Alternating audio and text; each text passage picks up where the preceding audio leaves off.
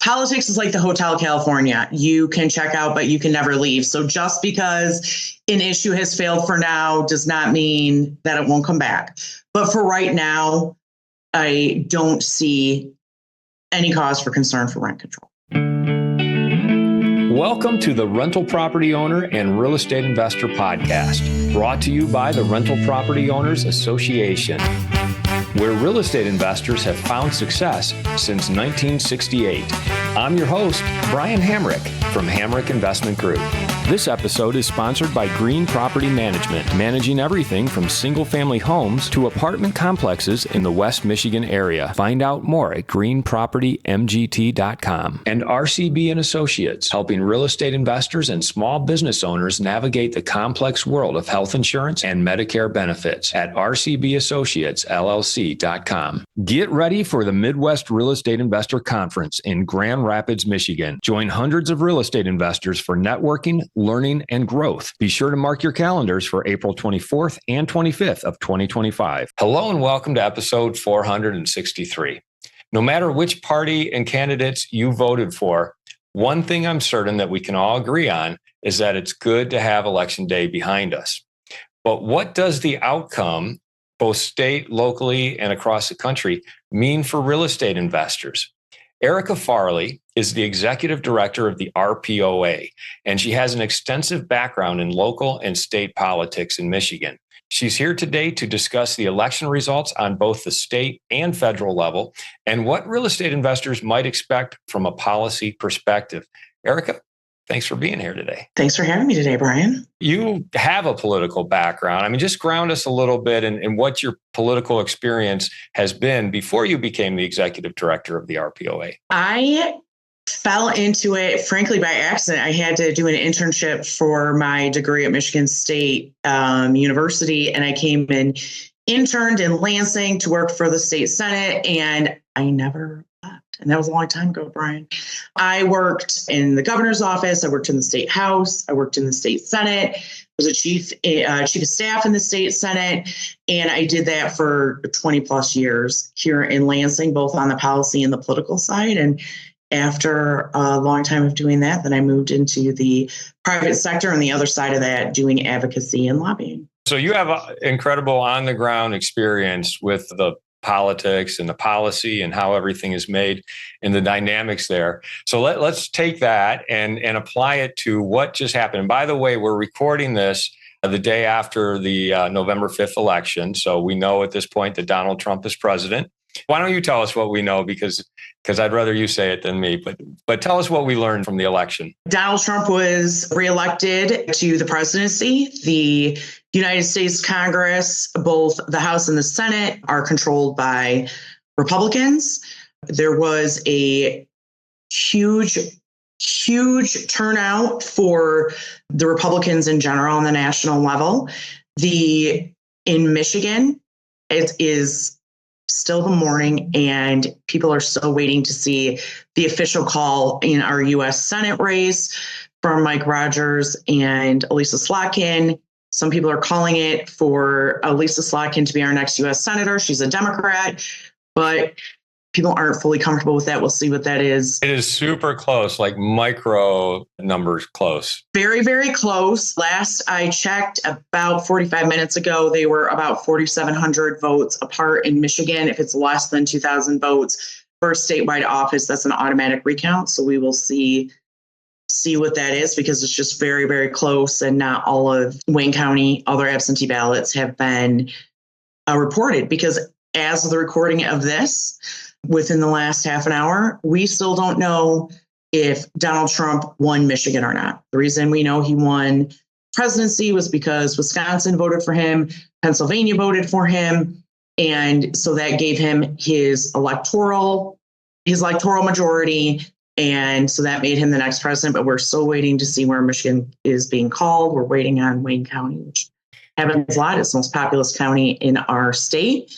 The majority of our congressional members, we have 13 congressional members in Michigan. The majority of those like all the incumbents, saved their seats.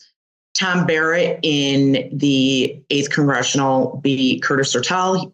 Tom Barrett is a Republican, so he replaced a Democrat, so that is upping the Republican total in our congressional delegation. Are we talking about at the federal level still? Yep. So that is the U.S. House of Representatives, member of Congress. None of our statewide offices like governor or secretary of state or attorney general were on the ballot yesterday. So includes our state Senate. So the state House, so not Congress, not Washington, D.C., but Lansing was on the ballot yesterday. There's 110 of those districts, and the Republicans flipped majority starting in January. It's going to be a 58-52 majority for Republicans. Just a reminder to everybody that there's still a Democratic Senate and a Democratic governor. So that even though there's a sweep in Washington, there is not one in Michigan, not yet. And you'll see on a lot of the local levels, the majority of those kind of stayed where they are. Grand Rapids overall its demographics have shifted. It is considered a blue city, and it stayed that way. And Dave LeGrand was elected the next mayor for the city of Grand Rapids. Let's take it from the top and kind of go down the list and say, well, what does this mean for real estate investors, starting with the president, Donald Trump? What does his success last night mean for us as real estate investors? I think mainly what it means, I think one of the things that I like to tell people is the closer the level of government is to you, the more it affects your life. So as we move farther up the ladder, the less that affects your daily life. So, but mainly what it means with Donald Trump being reelected to president is housing and certain types of housing will not be at the forefront of his policy agenda, not like it would have been if the vice president had won. So that's really going to make a difference moving forward on the federal level for sure. And with a Republican U.S. House and a Republican U.S. Senate, then that policy issue will get moved down, at least on the federal level. But again, like a reminder to listeners, housing is still a major issue. So it'll be there, just won't be at the forefront like it has been in the last 2 years. There's two things that stick out about Donald Trump and housing. One is opportunity zones, which are, were put in place under his presidency. There's a hope that he'll renew opportunity zones because they're kind of phasing out on their timeline right now. The other hope that I've heard out there is just interest rates. Will he be able to bring about lower interest rates quicker? I think overall that the president does not have a ton to do with interest rate. The Federal Reserve. Even if he fires the Federal Reserve and then lowers them himself? I think if you look at history, he's the president, so he can, or he will be again. But I think overall, you'll see usually, I'm never going to give anybody 100% guarantee on anything. Usually the Federal Reserve is a pretty independent organization. So it will depend on some of his policy issues and how the Federal Reserve reacts. But I think the moving down, we've already seen kind of a decrease starting in those interest rates, and my assumption, and from what I know, and yes, from policy on the federal level, those will continue to go down. Let's look at downstream then. What about the Senate and the House and how that might affect real estate investors? Frankly, besides trying to make sure that they have a continuing budget, the U.S. Congress has not done a ton over the last 2 years. They've been really focused on social issues and less on economic issues, which is, I think, part of the problem and why the Democrats did so badly last night. I do not like, as I said earlier, when we talked earlier, I don't like to use the words like red wave or blue wave, but a message was sent to Democrats last night. Okay. And one of the reasons is because, in my opinion, the U.S. Congress did not focus on economic issues. So I think that will be a bigger pot in their policy over the next 2 years, where it should be. And so I think that what a real estate investor's concern about policies that would make it harder to be a real estate investor, harder to be a rental property owner, I don't think that that's a major concern on the federal level like it would have been if the Democrats had taken control. I think that's pretty clear. But I also think that as we continue to talk about housing, I think that the Republicans in Congress and in the Senate are going to talk more about building, but I think that there will be less government intervention on the funding side to deal with building more properties and creating more opportunities potentially for low income, for paying for rent and vouchers and things along those lines. Because not only are they Republicans more traditionally hands off on the economic and the regulatory, they are also hands off on social programs, and that includes HUD vouchers. One of the concerns that all real estate investors have across the country is rent control. And that is something that has been like a cloud looming over many areas because there's a lot of Democrats proposing rent control. Not all Democrats are for rent control, of course, but there were some who were proposing it. In California, there was a ballot initiative to increase and expand rent control around the state. And that was soundly defeated. I mean, it was a clear-cut choice to reject rent control. What is that? How does that apply to the rest of the country? And where would you say that rent control is, the stake has been pushed through the heart and it's in the coffin now, or is it something that's still looming out there that we should be concerned about? Politics is like the Hotel California. You can check out, but you can never leave. So just because an issue has failed for now does not mean that it won't come back. But for right now, I don't see any cause for concern for rent control. I know that there was a bill that was introduced in the Michigan legislature, very clear, Michigan legislature, about rent control, but we knew basically that wasn't going to move forward. And there has been so much data and research on how rent control does not work. The city of New York famously has had rent control, and this has become a huge issue for them over the last, 50, 60 years. This has been something that has really affected their real estate prices and investment in New York. And I think everybody sees that. And I think that one of the things that people need to remember, and both elected officials, politicians, constituents, real estate investors, which are constituents, is that just because somebody has won the election does not mean they've won the argument. And there were several tenant rights groups nationally that really pushed really difficult issues. And that would be one of them, which is rent control in California, and trying to fight that on the other side of saying this is why rent control is bad. I mean, that's not a hard argument to make. Again, there's a lot of data to back that up. So I'm never going to tell you that the stake has been put through the heart on any policy issue. But I think for right now, it has definitely been dug deep for sure. There's no question on that. So, Erika, what does this mean then on the state level here in Michigan? If you kind of take it from the top and work your way down, what do the results yesterday mean for real estate investors? So Michigan's a purple state. It's not a blue state. It's not a red state. Traditionally, we have done that. So as we sit here and wait to find out exactly if Donald Trump has won Michigan or if we picked a Democratic U.S. senator, that would not surprise me if the voters in Michigan did both. And that's something that is traditional in Michigan, splitting our tickets. So the governor and the attorney general, the secretary of state, and the Michigan Senate are not on the ballot this year. They won't be on the ballot till 2026. But the Michigan House of Representatives was up yesterday. So there's the Michigan House of Representatives and the U.S. House of Representatives. Those are two totally separate things. And the Michigan House of Representatives sits in the Capitol in Lansing. The Democrats had a small majority for 2 years, and the Republicans just flipped it back to Republican control, 58-52 majority. But as we talk about getting a bill passed or policy done, there has to be three legs on the stool. So you have to have the Senate, the House, and the governor all in agreement on something to get policy through. I expect there to be a lot of stalemate over the next 2 years on a lot of issues, including housing policy with a caveat.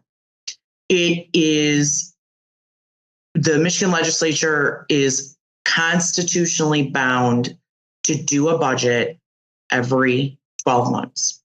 Our budget runs October 1 to September 30th here in the state of Michigan. They have to get that budget done. There are no continuing resolutions like there are in DC. The budget doesn't get done, the state gets shut down.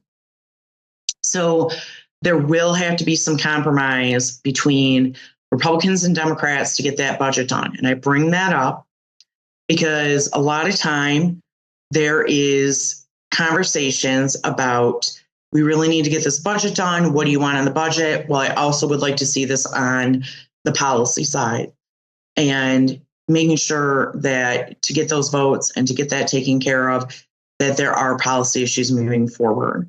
The governor is still a Democrat, and the MSHA still has a specific agenda that they're going to be pushing forward. There are certain things that can be done through executive order that does not have to be done through the legislature. So we're going to have to put an advocacy for the RPOA. We're going to have to put definitely a big push on the executive branch. And we're going to have to really work on both sides of the aisle, both Republicans and Democrats, because we're going to have a split legislature. I'd like to take a moment to tell you about Green Property Management. Not only do they manage everything from single-family homes to apartment complexes in the West Michigan area, they also manage my entire portfolio. So I can tell you from personal experience that their unique flat fee management style is worth a closer look. If you feel that your property isn't operating to its fullest potential, then Green Property Management can help you take a holistic approach that will save you money, eliminate your headaches, and increase your net income. And if you're a property manager interested in applying Green Property Management's model, give them a call at 1-866-95-GREEN or visit them on the web at greenpropertymgt.com. If you're thinking of leaving your W-2 job and becoming a full-time real estate investor, one of the greatest costs you must consider is healthcare for you and your family. When I made this transition myself, I found the whole healthcare insurance process to be confusing and frustrating. That's why I'm glad I met Chad Creasy at RCB and Associates. Chad is a professional health insurance agent who helps real estate investors and small business owners understand and choose their best healthcare options. And best of all, his services are covered by the insurance company and won't cost you a dime. If you live in Michigan and are expecting a change in your healthcare insurance coverage for any reason, or losing employer coverage or transitioning into Medicare, then you owe it to yourself to contact Chad Creasy at rcbassociatesllc.com. Save the date for the Midwest Real Estate Investor Conference happening April 24th and 25th of 2025 in Grand Rapids, Michigan. This event is the perfect place to connect with fellow real estate investors, gain valuable insights, and elevate your real estate game. With a lineup of expert speakers and numerous networking opportunities, you won't want to miss it.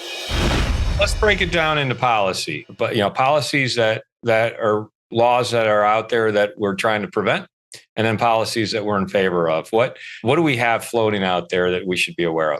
We have this interesting little window here between the election and when the new members of the Michigan House of Representatives are sworn in. And the industry term, I guess, is called lame duck.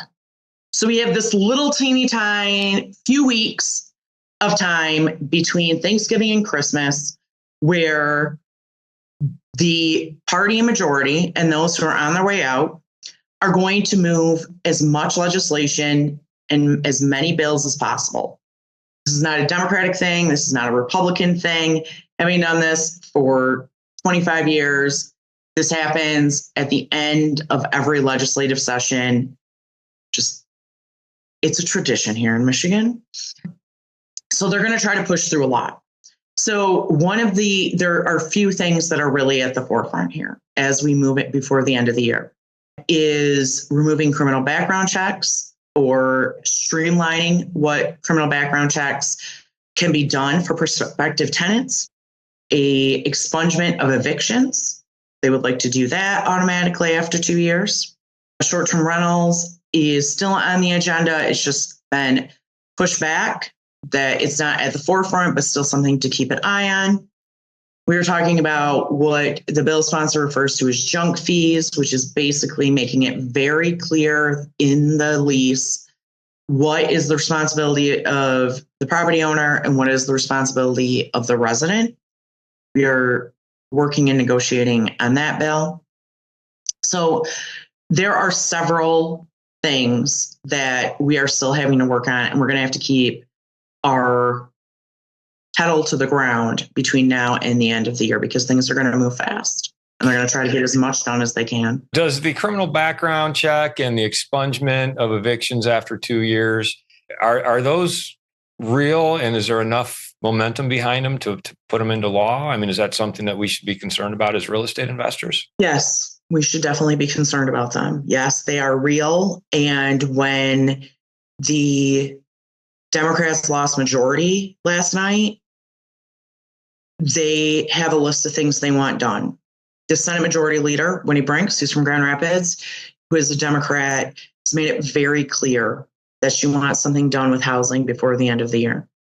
And there's going to be a big push on that.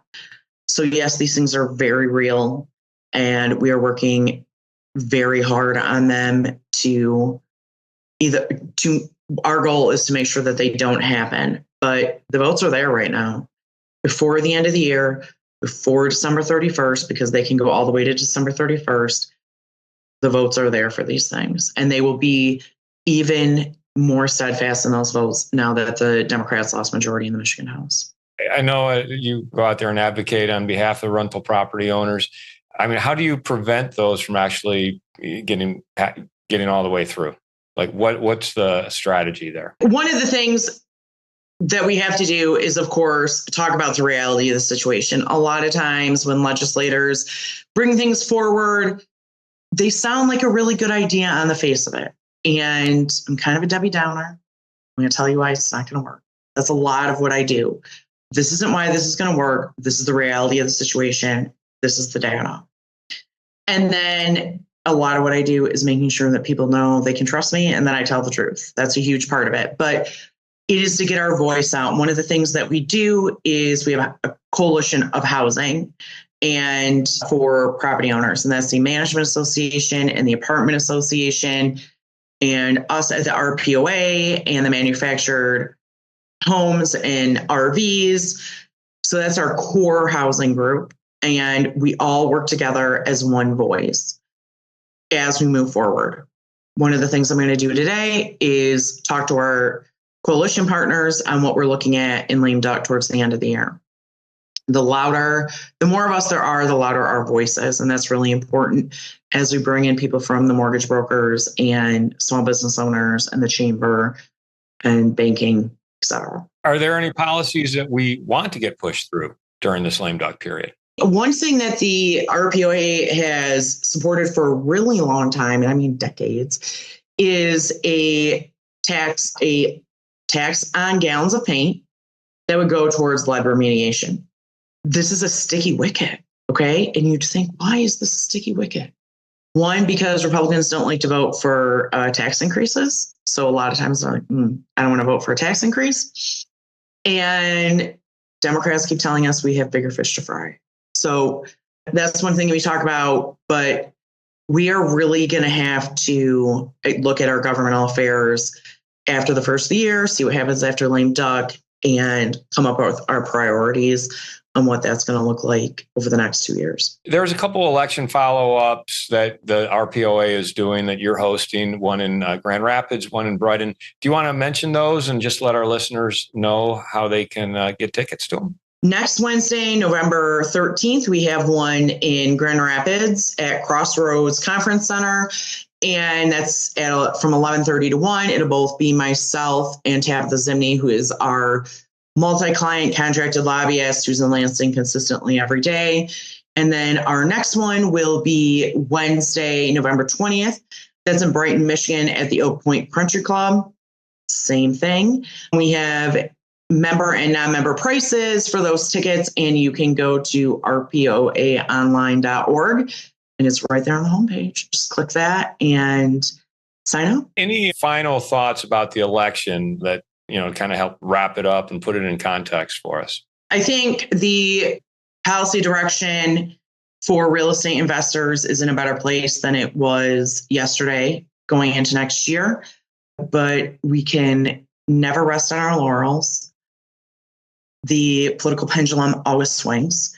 And to the 58-52 majority that the Michigan Republicans just got in the House is probably the biggest majority either side will ever have after redistricting. So we have to be on point and careful all the time. Housing is always going to be an issue, and we need to make sure that we're protecting it. I always ask my guests, what's your favorite hack or app? So I should probably ask you the same question. Oh, my favorite hack is making sure that I do some sort of physical activity every day, like walking outside or going to a class or something. So I think that really helps me every single day. And I love my Find Friends app so I can still track my children while they're in college. Erika, thanks for coming on the show and doing this election wrap up. I know you've got the luncheons coming up that people should follow up on if they're able to. And, it'll be interesting to see how housing policy changes, both in Michigan and across the country. But one thing that I am pleased about is that rent control seems to be in the background now. It's pushed further and further away. No one should be worried about rent control. Don't worry about rent control. We got bigger fish to fry, guys. Awesome. Well, thank you very much. Thank you. I want to thank everybody for listening to this episode. I'm your host, Brian Hamrick from Hamrick Investment Group, and you can find out more about me by going to higinvestor.com. That's HIGinvestor.com. And you can also ask questions and join us on Facebook by going to RPOA, Rental Property Owner and Real Estate Investor Podcast. And remember to save the date for the Midwest Real Estate Investor Conference on April 24th and 25th of 2025 in Grand Rapids, Michigan. It's going to be an event you won't want to miss, packed with invaluable sessions and opportunities to connect with like-minded investors. Keep listening for more updates, and we look forward to seeing you there. This episode was sponsored by Green Property Management, managing everything from single-family homes to apartment complexes in the West Michigan area. Find out more at greenpropertymgt.com. And RCB and Associates, helping real estate investors and small business owners navigate the complex world of health insurance and Medicare benefits at rcbAssociatesLLC.com.